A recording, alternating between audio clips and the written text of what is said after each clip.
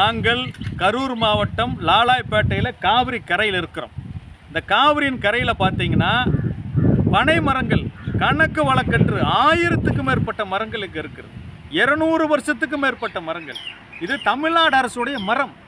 இந்த பனை மரத்தை தமிழ்நாடு பூரா வளர்ப்பதற்கு தமிழ்நாடு அரசு வனத்துறை மூலமாக பல 100 கோடிகளை பணத்தை ஒதுக்கி அரசாங்கம் நட்டுட்டு இருக்குது. சமூக ஆர்வலர்கள் நட்டுட்டு இருக்கிறோம். பனை காவலர்கள் நட்டு கொண்டிருக்கிறார்கள்.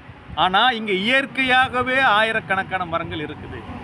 ஆறுகளோட 2 பக்கமும் பனை மரங்களை நடணும், நாட்டு ரக மரங்கள் நடக்கணும். அரசாங்கமே கொள்கை திட்டம் வகுத்து வனத்துறை மூலமாக மரக்கன்று கொடுத்துட்டு இருக்குது. நிறைய அரசு சாரா தொண்டு நிறுவனங்கள் எங்களை போன்ற சங்கங்கள் அதை செஞ்சுட்டு இருக்கிறோம். ஆனால் இங்கே இயற்கையாக இருக்கக்கூடிய இந்த இடத்துல காவிரி கரையில் கள்ளப்பள்ளி சிந்தலாவடியாக 2 ஊராட்சிகள் சட்டவிரோதமாக மாசு கட்டுப்பாட்டு விதிகளுக்கு முரணாக கொண்டு குப்பையை கொட்டுறாங்க. வரிசையாக கொட்டி வச்சிருக்கிறாங்க. அந்த குப்பையில் சில சமூக விரோதிகள் பற்ற வச்ச தீயில பார்த்தீங்கன்னா கடந்த 3 நாளைக்கு முன்னாடி 200க்கும் மேற்பட்ட பனை மரங்கள் எரிந்து காய்ந்து இன்னைக்கு கறிக்கட்டையாக நின்று கொண்டிருக்கிறது. இது எவ்வளவு பெரிய குற்றம், எவ்வளவு பெரிய இயற்கை விரோத செயல், சமூக விரோத செயல். இதையெல்லாம் தடுக்க வேண்டுமென இந்த இடத்தை சுத்தப்படுத்தணும், பனை மரத்தை பாதுகாக்கணும்னு சொல்லி இங்கே இருக்கிற வட்டாட்சியர், நீர்வளத்துறை, மாவட்ட ஆட்சியர் ஆகியோரிடம் தமிழக விவசாயிகள் பாதுகாப்பு சங்கத்தின் சார்பில் பல முறை மனு கொடுக்கப்பட்டும் எந்த நடவடிக்கையும் இல்லாமல் இருக்குது. எரிஞ்சதுக்கு அப்புறம் தான் வந்து பார்த்தாங்களா?